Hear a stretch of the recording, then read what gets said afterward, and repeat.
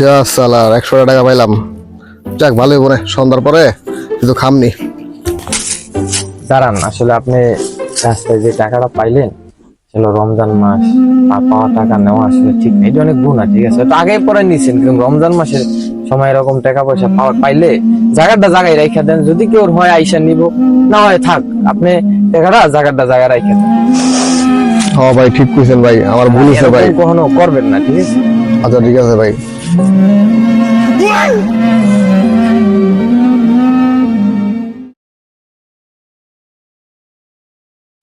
ভালো ইনকাম হইলো,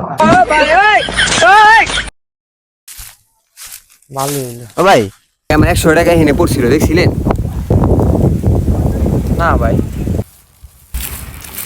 হ্যাঁ ভাই, এই যে আনে পড়ছিল, এই যে হুজুরালাই নিছে।